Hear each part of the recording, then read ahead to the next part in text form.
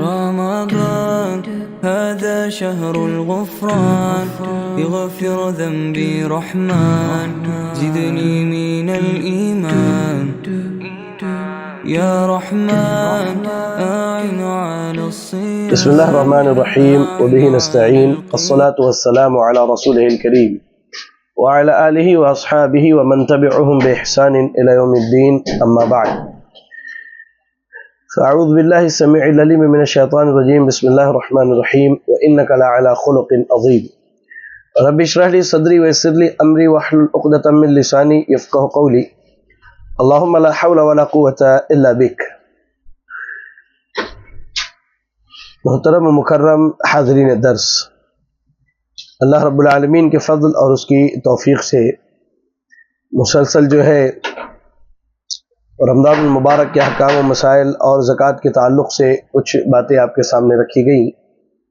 آج سے انشاءاللہ ہم ایک اہم عنوان احادیث الاخلاق کے تحت جو ہے آپ کے سامنے کچھ چند دروس پیش کریں گے. اللہ سے دعا کرتے ہیں کہ اللہ تعالیٰ ہمیں اور آپ کو کتاب و سنت کی تعلیمات پر عمل کرنے کی توفیق عطا فرمائے، آمین. حاضرین گرامی، سب سے پہلے تو میں اللہ رب العالمین سے دعا کرتا ہوں کہ اللہ تعالی ہم سب کو انہی اخلاق اور ادب کو اختیار کرنے کی توفیق عطا فرمائے جو اخلاق و ادب اللہ رب العالمین نے جناب محمد الرسول اللہ صلی اللہ علیہ وسلم کو سکھلائے ہیں. اس لیے کہ اللہ رب العالمین اپنے حبیب کے تعلق سے خود فرماتا ہے وَإِنَّكَ لَعَلَى خُلُقٍ عَظِيمٍ کہ اے نبی آپ اخلاق کے سب سے بلند مرتبے پر فائز ہیں. جی ہاں، اور ہمیں ہمیشہ یہ دعا بھی کرنی چاہیے.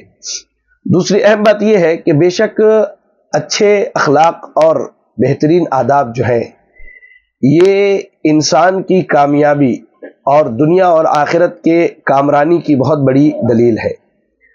اور سب سے اہم چیز جو ایک انسانی فطرت میں عقید توحید کے بعد اللہ نے رکھی ہے وہ اچھے اخلاق ہیں. اس لیے کہ اخلاق یہ دین میں سے ہے اور کہہ دیجئے کہ مکمل دین ہے. جس کے اخلاق میں جتنی اچھائی بڑھتی جائے گی وہ دین کے معاملے میں اتنا ہی اونچا اٹھتا چلا جائے گا. آپ دیکھیں ابو ہریرہ رضی اللہ تعالی عنہ حدیث کے راوی ہیں، کہتے اللہ کے نبی صلی اللہ علیہ وسلم سے سوال کیا گیا ان اکثر ما يدخل الناس الجنة فقال تقوى اللہ وحسن الخلق. یہ روایت جو ہے جامع ترمذی کی روایت ہے. سیدنا ابو ہریرہ رضی اللہ تعالیٰ عنہ کہتے ہیں کہ اللہ کے نبی صلی اللہ علیہ وسلم سے سوال کیا گیا کہ لوگ سب سے زیادہ کن اعمال کی بنیاد پر جنت میں جائیں گے. دیکھیے سوال کیا ہے کہ کن اعمال کی بنیاد پر سب سے زیادہ لوگ جنت میں جائیں گے. تو آپ صلی اللہ علیہ وسلم نے فرمایا تقوی اللہ، اللہ رب العالمین کا تقوی اختیار کرنا، وہ حسن الخلق اور اچھے اخلاق. آپ غور کیجئے، ماہ رمضان سے ہم گزر رہے ہیں. ماہ رمضان کے جو روزے ہیں ان دونوں عظیم چیزوں کی تعلیم دیتے ہیں. رمضان کے روزوں کا مقصد اللہ نے تقوی بتایا، اور اللہ اکبر رمضان کے روزے ہمیں اخلاق کے اعلیٰ مقام تک لے کر کے جاتے ہیں. کیوں؟ مثال کے طور پہ ایک آدمی یا ایک عورت جو ہے رمضان کے دنوں میں بھوکے پیاسے اپنا پورا وقت گزار رہے ہیں. اب یہ چیز کیا ہے، ان کو اس بات کا احساس دلاتی ہے کہ بھوک لگنے پر آدمی کی حالت کیفیت کیا ہوتی ہے، جبکہ وہ مالدار ہے، قادر ہے اس بات پہ کہ کھا پی سکتا ہے، لیکن اللہ کے ڈر سے رکا ہوا ہے. تو یہ احساس کرتا ہے، اس کے اندر کے جو جذبات ابھرتے ہیں کہ بھائی ایک وہ آدمی جو مالدار نہیں ہے، جو مسکین ہے، محتاج ہے، جس کی پوری زندگی کہیں نہ کہیں رمضان کے دنوں کی طرح گزرتی ہے، تو اس کے بعد اس کے اخلاق کے اندر سدھار آتا ہے. یہ اس کے تعاون، اس کی مدد اور اللہ کے دیے گئے مال کے ذریعہ ان کا سہارا بنتا ہے. تو رمضان کے روزے تقوی اور اخلاق دونوں چیزوں کی تعلیم دیتے ہیں. تو اللہ کے نبی صلی اللہ علیہ وسلم نے ارشاد فرمایا کہ لوگ سب سے زیادہ جنت میں اچھے اخلاق کی بنیاد پر جائیں گے. بتائیے چلا کہ اللہ کے نبی صلی اللہ علیہ وسلم نے اچھے اخلاق کو یہ سبب بتایا ہے جنت میں جانے کا، اور آپ نے اسے تقوی کے ساتھ جوڑ دیا جو کہ کائنات کی سب سے عظیم وصیتوں میں سے ایک وصیت ہے. آپ دیکھیں امام ابن القیم رحمہ اللہ فرماتے ہیں کہ اللہ کے نبی نے تقوی اللہ اور حسن الخلق دونوں کو ایک ساتھ جمع کیا. جی ہاں، تقوی اللہ یعنی اللہ کا تقوی اور حسن الخلق اچھے اخلاق. اس لیے کہ آدمی تقوی اللہ کے تقوی کے ذریعہ اپنے اور اپنے رب کے درمیان کے معاملات کی اصلاح کر لیتا ہے، اور حسن خلق اچھے اخلاق کے ذریعہ انسان اپنے اور بندوں کے درمیان کے اخلاق اور معاملات کی اصلاح کر لیتا ہے. تو اللہ کا تقوی جو ہے یہ اللہ کی محبت کو کھینچ لاتی ہے، اور اچھے اخلاق جو ہے اللہ اکبر لوگوں کی محبت کو کھینچ کر کے لاتی ہے. کیا عظیم بات ہے، سبحان اللہ، کہ آدمی تقوی اختیار کر لے تو اس کے ذریعہ وہ اپنے اور اللہ رب العالمین کے درمیان کے معاملات کی اصلاح کر لیتا ہے. اور آدمی اچھے اخلاق اگر اختیار کر لے تو اپنے اور انسانوں کے درمیان کے معاملات کی اصلاح کر لیتا ہے. سبحان اللہ و بحمدہ. اور یہ دونوں چیزیں دونوں محبت کو کھینچ لاتی ہے. تقوی اللہ کی محبت کو کھینچ لاتا ہے، اور اچھے اخلاق لوگوں کے، انسانوں کے، اور جن کے ساتھ ہم زندگی گزارتے ہیں ان کی محبت کو کھینچ لاتا ہے. لہذا ایک مسلمان کو یہ کوشش کرنی چاہیے کہ وہ تقوی کے ذریعہ اللہ کی محبت حاصل کر لے، اور اچھے اخلاق کے ذریعہ جو ہے انسانوں کی محبت حاصل کر لے. اب اس کے بعد دیکھیں، سیدنا جابر بن عبداللہ رضی اللہ تعالیٰ عنہ فرماتے ہیں اللہ کے رسول صلی اللہ علیہ وسلم نے فرمایا ان من احبکم الی واقربکم منی مجلسا یوم القیامت احاسنکم اخلاقا. جامع ترمذی کی روایت ہے، اللہ کے نبی صلی اللہ علیہ وسلم نے کہا کہ بے شک تم میں کا ایک آدمی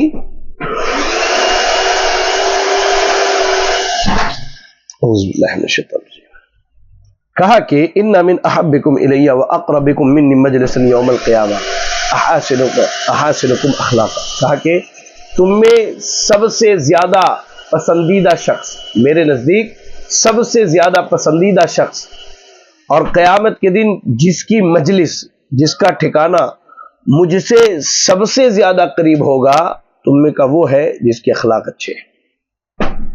یعنی کوئی بھی مرد یا خاتون اپنے اخلاق ویسے بنا لے جیسے اخلاق کا مطالبہ شریعت اسلامیہ نے ان سے کیا ہے، جیسے اخلاق کا مطالبہ اللہ رب العالمین نے ان سے کیا ہے، اور جیسے اخلاق اللہ کے نبی صلی اللہ علیہ وسلم نے سکھلائے ہیں. کسی بھی مرد یا عورت کے ایسے اخلاق ہو جائے تو وہ دو خصوصیات قیامت کے دن حاصل کر پائے گا یا کر پائے گی. پہلی خصوصیت یہ کہ وہ اللہ رب العالمین کے بعد اللہ کے نبی صلی اللہ علیہ وسلم کے سب سے پسندیدہ لوگ ہوں گے، اور قیامت کے دن جب اللہ رب العالمین نبی صلی اللہ علیہ وسلم کو اٹھائے گا اور سارے لوگ اکٹھا ہوں گے، جمع ہوں گے، اور انہیں جو ٹھکانہ دیا جائے گا وہاں یہ اچھے اخلاق والا سب سے زیادہ نبی صلی اللہ علیہ وسلم کے قریب ہوگا. آپ دیکھیں عبداللہ ابن عمر رضی اللہ تعالیٰ عنہ اپنے بیٹے کو وصیت کرتے ہیں، کہتے ہیں بنیا ان البر شیء حین وجہ طلیق وکلام لین. کہا کہ نیکی یہ بہت آسان چیز ہے. کہا کہ نیکی جو ہے، اے میرے بیٹے، نیکی بہت آسان چیز ہے. آپ مسکراتا ہوا چہرہ لے کر کے لوگوں سے ملیے اور نرمی سے بات کیجئے. یہ کیا ہے؟ یہ نیکی ہے، یہ اچھے اخلاق ہے. میرے بھائیوں اور میری بہنوں، اللہ کے رسول صلی اللہ علیہ وسلم عموماً اللہ کے نبی صلی اللہ علیہ وسلم عموماً اللہ رب العالمین سے اچھے اخلاق کا مطالبہ کیا کرتے تھے. اللہ رب العالمین سے اچھا اخلاق مانگا کرتے تھے، اس کے لیے دعائیں کیا کرتے تھے. آپ دیکھیں، آپ کو معلوم ہوگی کہ جب اللہ کے نبی صلی اللہ علیہ وسلم دعائے استفتاح پڑھتے، یعنی جب نماز کی شروعات کرنی ہوتی، تو آپ صلی اللہ علیہ وسلم عموماً یہ دعا پڑھتے تھے ان صلاتی و نسکی و محیای و مماتی للہ رب العالمین لا شریک لہ وبذلک امرت وانا اول المسلمین اللہم اہدنی لأحسن الاعمال واحسن الاخلاق لا يهدي لأحسنها الا انت وقنی سیئ الاعمال وسیئ الاخلاق لا یقی سیئها الا انت. سنن نسائی کی روایت ہے. اللہ کے نبی صلی اللہ علیہ وسلم جب نماز کے لیے کھڑے ہوتے تو جہاں ہم سبحانک اللہم وبحمدک و تبارک اسمک و تعالی جدک یہ پڑھتے ہیں دعا، یا اللہم باعد بینی و بین خطایا کما بعدت بین المشرق والمغرب، یہ پڑھتے ہیں۔ اللہ کے نبی صلی اللہ علیہ وسلم یہ دعا بھی پڑھا کرتے تھے۔ کہتے ہیں بے شک میری نماز، میری قربانی، میری زندگی، میری موت، یہ سب اللہ رب العالمین کے لیے ہے، لا شریک لہ، اس اللہ کا کوئی شریک نہیں ہے، اور مجھے اسی بات کا حکم دیا گیا ہے اور میں پہلے مسلمان ہونے والوں میں سے ہوں۔ اے اللہ تو مجھے بہترین، احسن، اچھے اعمال اور اچھے اخلاق کی ہدایت فرما دے، اس لیے کہ اچھے اعمال اور اچھے اخلاق کی ہدایت تیرے علاوہ کوئی نہیں دے سکتا، اور اے اللہ مجھے برے اعمال اور برے اخلاق سے بچا لے، اس لیے کہ برے اعمال اور برے اخلاق سے تیرے علاوہ کوئی نہیں بچا سکتا۔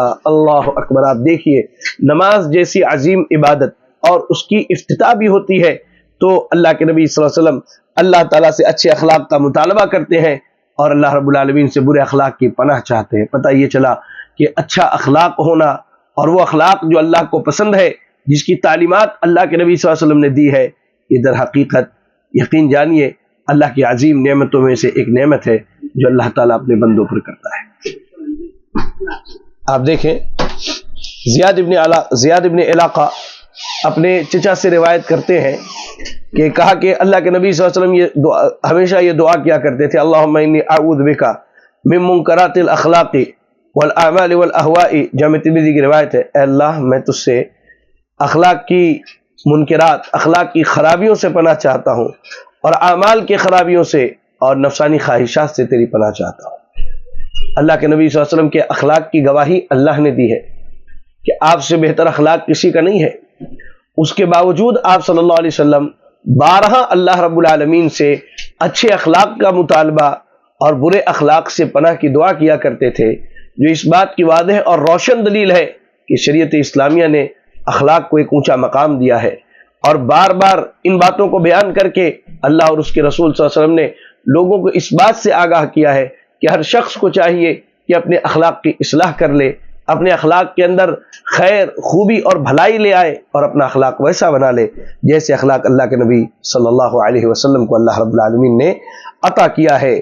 آپ دیکھیں امام طاؤس ابن کیسان رحمہ اللہ فرماتے ہیں، یا طاؤس ابن کیسان رحمہ اللہ کہتے ہیں کہ ان هذه الاخلاق مناحه يمنحها الله عز وجل من یشاء من عباده، کہتے کہ یہ اچھے اخلاق جو ہیں در حقیقت یہ اللہ رب العالمین کی عظیم ترین نعمتوں میں سے ہے، اللہ کے دیے گئے تحفے میں سے ہے۔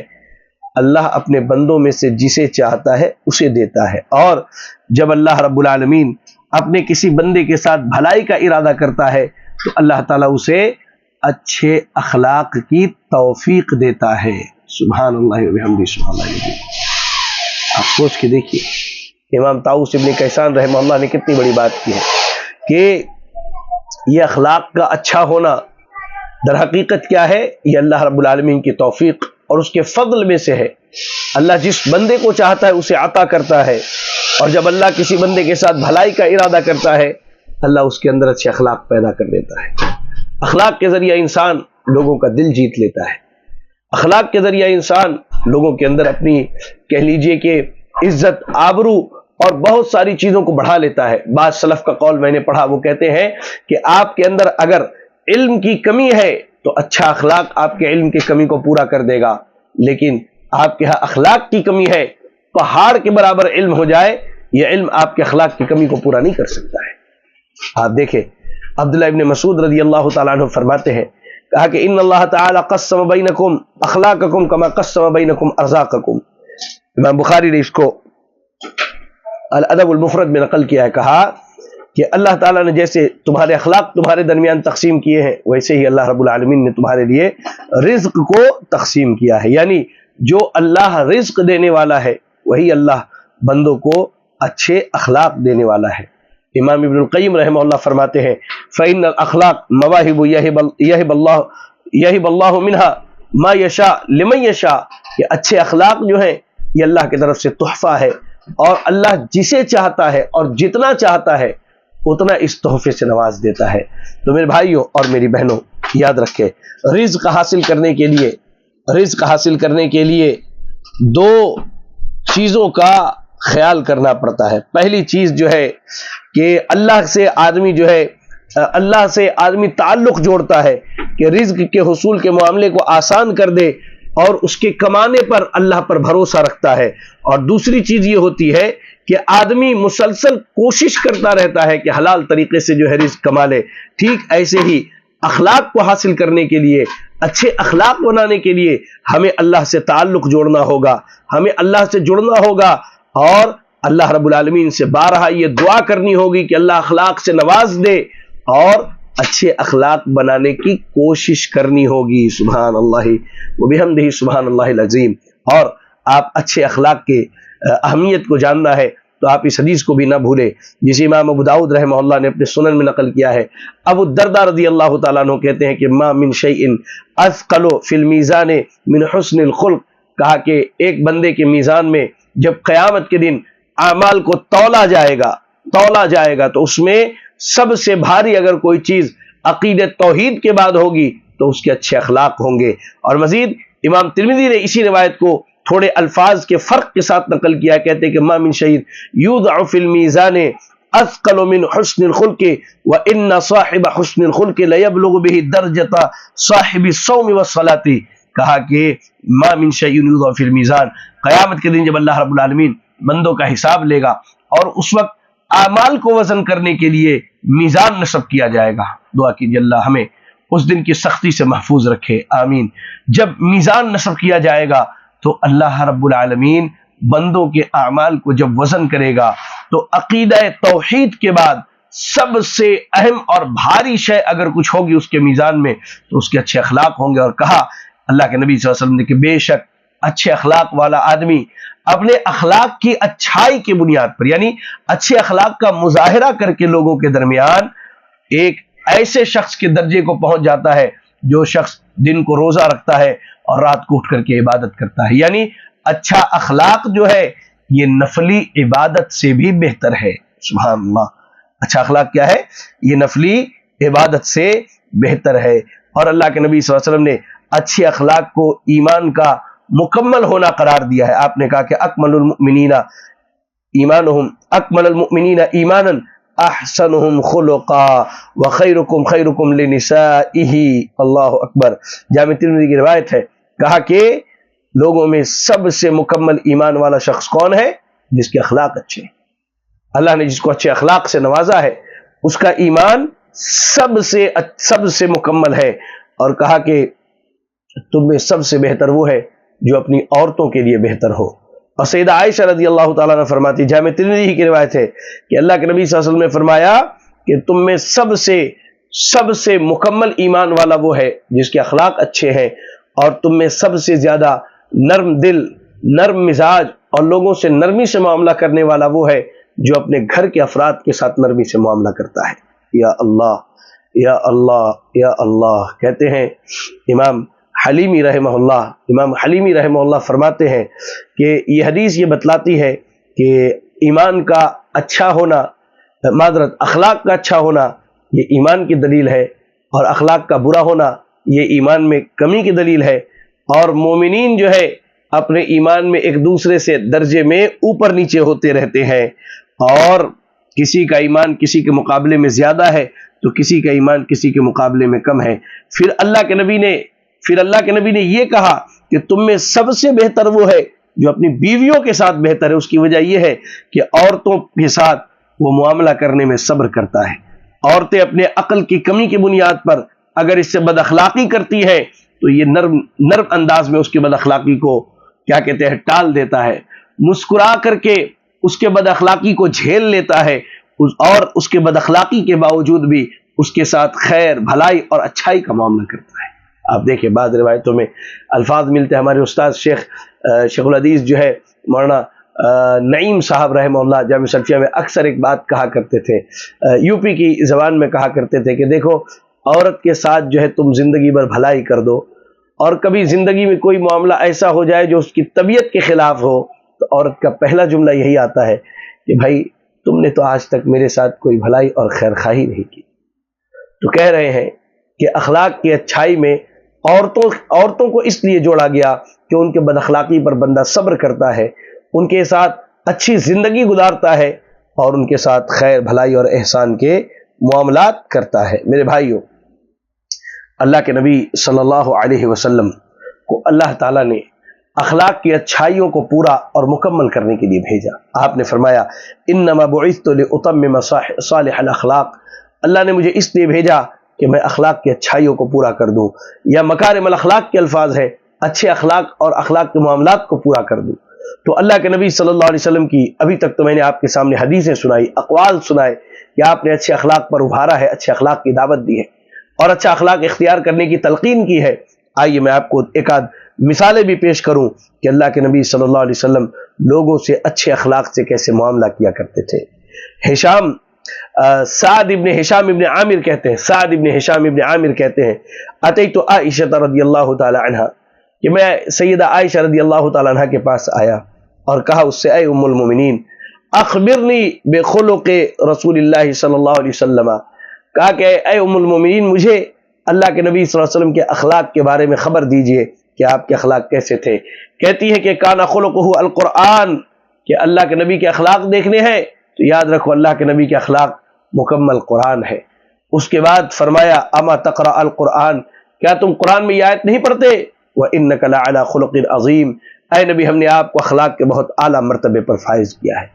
یعنی امام ابن کثیر رحمۃ اللہ علیہ اس حدیث کی شرح میں فرماتے ہیں کہ هذا انہ صلی اللہ علیہ وسلم صار امتثال القرآن امرا و نہیا، کہ اللہ کے نبی صلی اللہ علیہ وسلم بالکل چلتا پھرتا قرآن بن گئے۔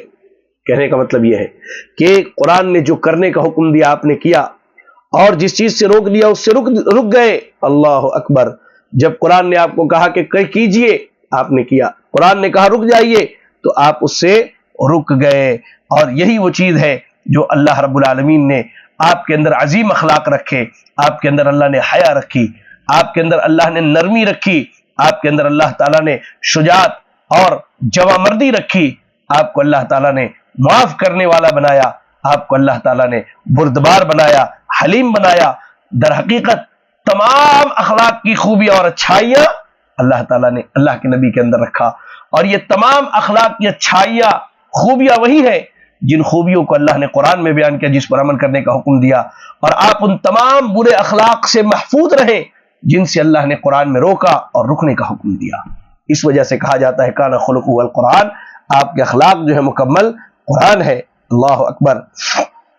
آئیے دیکھیے سیدنا انس بن مالک رضی اللہ تعالیٰ عنہ کہتے ہیں خدمت رسول اللہ صلی اللہ علیہ وسلم 10 سنین، جب سیدنا انس رضی اللہ تعالیٰ عنہ تھوڑے سے بڑے اور سمجھدار ہوئے تو ان کی دادی ام ملیکہ لے کر کے اللہ کے نبی کی خدمت میں حاضر ہوئی اور آگے بڑھاتے ہوئے کہا کہ اللہ کے رسول صلی اللہ علیہ وسلم یہ میرا پوتا ہے، آج سے یہ آپ کا خادم ہے۔ سیدنا انس کہتے ہیں کہ میں نے 10 سال اللہ کے نبی صلی اللہ علیہ وسلم کی خدمت کی، فما قال لی اف قط، کبھی اللہ کے نبی نے مجھے اف اور تف نہیں کہا، اور نہ ہی کبھی یہ کہا کہ ایسا کیوں کیا اور ایسا کیوں نہیں کیا، اور نہ ہی اور کہتے ہیں کہ اللہ کے نبی صلی اللہ علیہ وسلم لوگوں میں سب سے اچھے اخلاق والے تھے۔ کہا کہ میں نے اللہ کے نبی کے ہاتھوں سے، آپ کے ان ہتھیلیوں سے زیادہ نرم آج تک نہ کبھی کوئی ریشم چھوا، نہ کبھی کوئی میں نے کپڑا دیکھا ہے۔ یعنی ریشم اور کپڑے سے بھی زیادہ جو ہے سبحان اللہ نرم اللہ کے نبی کی ہتھیلیاں ہیں، اور کہتے ہیں کہ اللہ کے نبی کے پسینے سے جو خوشبو نکلتی تھی وہ دنیا میں پائی جانے والے ہر قسم کے مسک و عنبر سے زیادہ بہترین اور اعلیٰ قسم کی خوشبو تھی۔ سبحان اللہ وبحمدہ، سبحان اللہ العظیم، اللہ اکبر، اللہ اکبر۔ آپ غور کیجئے کہ آج ہمارے ماتحت جو لوگ کام کرتے ہیں ان کے اخلاق کے، میں عموماً ایک سائیکولوجیکل ایک بات لوگوں کو بتاتا ہوں، کسی کے اخلاق کی اچھائی یا برائی جاننی ہو تو اب 2 لوگوں سے پوچھے، ایک اس کی بیوی سے پوچھے اور دوسرا اس کے ماتحت کام کرنے والے نوکر چاکر سے پوچھے۔ یہ آپ کو بتا دیں گے انشاءاللہ کہ سامنے والے کا اخلاق کتنا اچھا ہے یا اخلاق کے معاملے میں وہ کتنا گرا ہوا ہے۔ سیدہ عائشہ سے پوچھا گیا اللہ کے نبی کے اخلاق کے بارے میں، کہا تو اللہ کے نبی کا اخلاق قرآن ہے۔ بیوی نے یہ گواہی دی کہ اللہ کے نبی کا اخلاق بالکل قرآن ہے، اور خادم یہ کہتے جنہوں نے 10 سال اللہ کے نبی کی خدمت کی، کہا کہ اللہ کے نبی صلی اللہ علیہ وسلم نے آج تک مجھ پر ظلم زیادتی نہیں کی، ظلم زیادتی تو دور کی بات، آپ نے کبھی اف اور تف نہیں کہا، کبھی ڈانٹا نہیں، کبھی جھڑکا نہیں۔ کہتے ایک مرتبہ اللہ کے نبی صلی اللہ علیہ وسلم نے مجھے کسی کام سے بھیجا، میں باہر نکلا، چھوٹا بچہ تھا، چھوٹے بچوں کے ساتھ کھیلنے لگا۔ اللہ کے نبی صلی اللہ علیہ وسلم آئے اور آ کر کے پیچھے سے میری گردن شفقت سے پکڑ لیا اور کہا کہ انس فلاں جگہ بھیجا تھا، کیا ہوا؟ کہتے اللہ کے رسول میں بھول گیا، بچوں کے ساتھ کھیلنے لگا۔ اللہ کے نبی صلی اللہ علیہ وسلم مسکرائے اور اپنے کمرے میں چلے گئے۔ یا اللہ، ہمارے اخلاق کب ایسے ہوں گے؟ میرے بھائیوں اور میری بہنوں، ہم نے اخلاق کی گراوٹ یہاں تک دیکھی ہے کہ کوئی خوشحال گھرانہ، گھر کے اندر والد موجود نہیں ہے، بچے بچیاں، بھائی بہن، ماں باپ سب آپس میں گھل مل کے ہنسی مذاق پیار محبت سے زندگی گزارتے ہیں، لیکن جیسے صاحب گھر کے اندر آتے ہیں لوگوں کی آوازیں بند ہو جاتی ہیں۔ ہم سماج میں سب سے اچھے اخلاق والے شمار کیے جاتے ہیں، لیکن جب اس اچھے اخلاق کو ہمارے گھر والوں کے ساتھ تولا جاتا ہے تو ہم بد اخلاقی کے سب سے اعلیٰ مرتبے پر فائز ہیں۔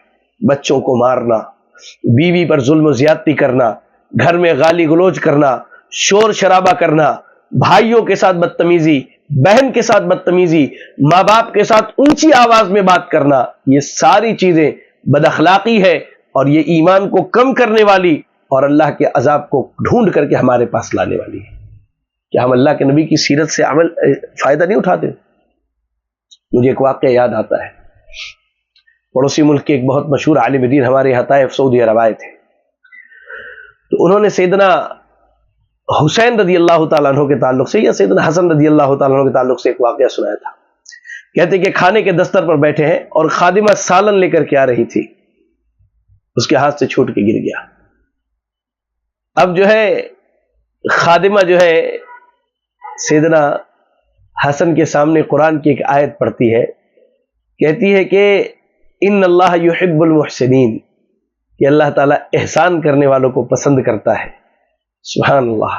سیدنا حسن نے کہا کہ سیدنا حسن یا حسین رضی اللہ تعالیٰ نے کہا کہ میں تم پر احسان کرتا ہوں۔ پھر اس کے بعد اس نے ایک آیت پڑھ کے سنائی جس کا مفہوم یہ ہے کہ اللہ تعالیٰ معاف کرنے والوں کو پسند کرتا ہے۔ کہتے کہ جاؤ میں تمہیں معاف بھی کرتا ہوں، اور اس کے بعد وہ کہتی ہے کہ اللہ تعالیٰ مزید کہا کہ اللہ احسان کرنے والے کو پسند کرتا ہے۔ نہیں، پہلا جملہ تھا کہ اللہ غصے پر کنٹرول کرنے والے کو پسند کرتا ہے، والقاظمین الغیظ والعافین عن الناس، کہ غصہ کنٹرول کرنے والے کو پسند کرتا ہے۔ تو سیدنا حسن یا حسین کہتے ہیں کہ میں نے غصہ نہیں کیا تمہارے اوپر۔ وہ کہتی ہے کہ اللہ تعالیٰ جو ہے لوگوں کو معاف کرنے والے کو پسند کرتا ہے، تو کہتے کہ ہاں بھائی میں تمہیں معاف کرتا ہوں۔ پھر کہتی کہ اللہ احسان کرنے والے کو پسند کرتا ہے، کہتے جاؤ میں نے تم پر احسان کے ہاتھ سے تم آزاد ہو گئی۔ آپ دیکھیے ہمارے گھر میں بھی خادمائیں ہیں، ہمارے گھر میں بھی غریب گھرانے کی بچیاں کام کرنے کے لیے آتی ہیں، ہمارا اخلاق ان کے ساتھ کیسا ہے؟ کیا ہم اس کے ساتھ وہی اخلاق کا مظاہرہ کرتے ہیں جس اخلاق کا مظاہرہ ہم اپنی بہن، اپنی بیٹی اور اپنی بیوی کے ساتھ کرتے ہیں؟ اگر دونوں میں فرق ہے، اپنے دین، ایمان اور اپنے اسلام کا جائزہ لیجئے اور اپنے اخلاق کی اصلاح کر لیجئے۔ آپ دیکھیں امام بخاری رحمہ اللہ نے ابو اسحاق رحمہ اللہ سے روایت کی، کہتے ہیں کہ سمعت البراء، میں نے براء ابن عازب کو فرماتے ہوئے سنا، وہ کہتے ہیں کہ کان رسول اللہ صلی اللہ علیہ وسلم احسن الناس وجہا، اللہ کے نبی صلی اللہ علیہ وسلم سب سے خوبصورت چہرے والے، اور اللہ کے نبی صلی اللہ علیہ وسلم سب سے اعلیٰ اور بہترین اخلاق والے، لیس بالطویل البائن، بہت لمبے نہیں اور نہ ہی بہت گڈے اور چھوٹے۔ اللہ اکبر۔ امام ترمذی رحمۃ اللہ علیہ نے شمائل الترمذی میں اللہ کے نبی صلی اللہ علیہ وسلم کے اخلاق کا ذکر کیا ہے۔ اللہ اکبر۔ سیدہ عائشہ رضی اللہ تعالیٰ عنہ فرماتی ہیں اللہ کے نبی صلی اللہ علیہ وسلم کے اخلاق کے بارے میں، یا اللہ آج ہمارے اخلاق کے اندر کتنی گراوٹ آئی ہے۔ آپ کہتے ہیں ما ضرب رسول اللہ صلی اللہ علیہ وسلم بیدہ خادما لہ قط، اللہ کے نبی نے پوری زندگی اپنے کسی خادم یا خادمہ پر ہاتھ نہیں اٹھایا ہے۔ ہمارا بیٹا، ہماری بیٹی، ہماری بیوی، ہماری بہن، ہمارا بھائی، حتیٰ کہ بعض بدبخت ایسے جن کے ماں باپ بھی اس کے ہاتھوں سے محفوظ نہیں ہے۔ اللہ کے نبی صلی اللہ علیہ وسلم پوری زندگی آپ نے کسی خادم یا خادمہ پر ہاتھ نہیں اٹھایا ہے، اور نہ ہی آپ نے کبھی کسی عورت پر ہاتھ اٹھایا ہے۔ یا سلام، کہاں ہمارے اخلاق ہیں؟ کہاں ہم اللہ کے نبی سے یہ اعلیٰ اخلاق سیکھتے ہیں؟ اخلاق کی خرابیاں، اخلاق کی برائیاں ہمارے یہاں اتنی زیادہ ہے کہ اگر اس پر غور کیا جائے تو آدمی شرمندہ ہو جائے اپنے آپ سے۔ جائزہ لینی چاہیے عورتوں کو بھی کہ ان کا اخلاق ان کے شوہر کے ساتھ، ان کے بچوں کے ساتھ، ان کی بچیوں کے ساتھ، اپنے ساس سسر کے ساتھ، اپنے ماں باپ کے ساتھ، اپنے دیور اور نند کے ساتھ، اپنے بھائی اور بہن کے ساتھ اس کے اخلاق کیا ہے، اس کے اخلاق۔ اگر کوئی عورت اپنے شوہر کو اس بات کا مشورہ دے کہ وہ اپنے ماں باپ کے ساتھ بدتمیزی کرے، تو اس عورت کو اپنے بھائی کو بھی یہ مشورہ دینی چاہیے کہ وہ اپنے ماں باپ کے ساتھ بدتمیزی کرے، کیونکہ ماں باپ سب کے ماں باپ ہیں۔ کہتی ہے کہ آج کبھی بھی اللہ کے نبی صلی اللہ علیہ وسلم نے اللہ اکبر کسی عورت پر ہاتھ نہ اٹھایا، نہ ہی اللہ کے نبی نے ذاتی طور پر کسی کو مارا ہے، بلکہ اللہ کے نبی نے اللہ کی راہ میں جہاد کی ہے۔ اور جب آپ کو دو چیزوں میں اختیار دیا جاتا تو جو سب سے آسان ہوتا، جو دائیں طرف ہوتا، جو سب سے آسان ہوتا، آپ اس کو اختیار کرتے اگر اس میں کوئی گناہ کا معاملہ نہیں ہوتا۔ وَلَن تَقَمَ لِنَفْسِهِ مِنْ شَيْءٍ يُوتَى إِلَيْهِ إِلَّا أَن تُنْتَهَكَ حُرْمَاتِ اللَّهِ فَيَكُونُ هُوَ يَنْتَقِمُ لِلَّهِ عَزَّ وَجَلَّ۔ کہتے ہیں کہ اللہ کے نبی صلی اللہ علیہ وسلم نے پوری زندگی کبھی کسی سے جو ہے آپ نے بدلہ نہیں لیا، اور ہاں آپ نے کب کسی سے بدلہ لیا؟ جب اس نے اللہ رب العالمین کے حرمات کو، اللہ کے حدود کو اس نے پامال کیا، تو اس وقت آپ نے اللہ کے لیے انتقام لیا ہے، اپنی ذات کے لیے آپ نے کبھی بھی انتقام نہیں لیا ہے۔ اس لیے میرے بھائیو یہ جملہ یاد رکھیں، اللہ نے فرمایا وَإِنَّكَ لَعَلَىٰ خُلُقٍ عَظِيمٍ، اے نبی آپ اخلاق کے بلند مرتبے پر فائز ہیں۔ لہذا ہمیں بھی کوشش کرنی چاہیے کہ ہم اچھے اخلاق سیکھیں۔ انشاءاللہ آئندہ دروس میں اخلاق کے تعلق سے مزید کچھ اور باتیں رکھیں گے، اور اس کے بعد جو ہے کن کے ساتھ ہمارا اخلاق کیسا ہو، اس پر بھی آپ کے سامنے باتیں رکھی جائیں گی۔ اللہ سے دعا ہے کہ اللہ رب العالمین ہمیں اور آپ کو اچھے اخلاق سیکھنے، سمجھنے اور اس کے مطابق عمل کرنے کی توفیق عطا فرمائے۔ آج تھوڑی کلاس میں تاخیر ہوئی، اس کے لیے میں دلی طور پہ آپ سب سے معذرت چاہتا ہوں۔ انشاءاللہ آئندہ سے اس کا خیال رکھا جائے گا۔ اللہ تعالی ہمیں اور آپ کو کتاب و سنت کی ان تعلیمات پر عمل کرنے کی توفیق عطا فرمائے۔ آمین وآخر دعوانا ان الحمدللہ رب العالمین۔ جزاکم اللہ خیراً۔ ایک گزارش ہے کہ بھائی میرا چھوٹا بیٹا جو ہے کافی بیمار ہے کئی دنوں سے، اور میں آپ تمام بھائی اور بہنوں سے دلی طور پہ التجا کرتا ہوں کہ آپ میرے بیٹے کے لیے اور مسلمانوں کے تمام بچوں کے لیے اللہ سے دعا کریں کہ اللہ تعالیٰ انہیں شفاء کاملہ عاجلہ عطا فرما دے۔ تھوڑا ذہنی طور پہ پریشان ہوں، اس وجہ سے اللہ تعالیٰ اس معاملے میں آسانی کرتے۔ میں نے تو سارے اسباب اختیار کیے جو اللہ نے اختیار کرنے کا حکم دیا ہے، اور اس کے بعد جو اللہ پر توکل کیا ہے، اور اللہ تعالیٰ اپنے پر توکل کرنے والوں کے توکل کو ضائع نہیں کرتا۔ اللہ سے مجھے اس چیز کی امید ہے، اور بڑی قوی امید ہے۔ اللہ تعالیٰ مسلمانوں کے تمام مریضوں کو شفاء کاملہ عاجلہ عطا فرمائے، آمین۔ جزاکم اللہ خیراً۔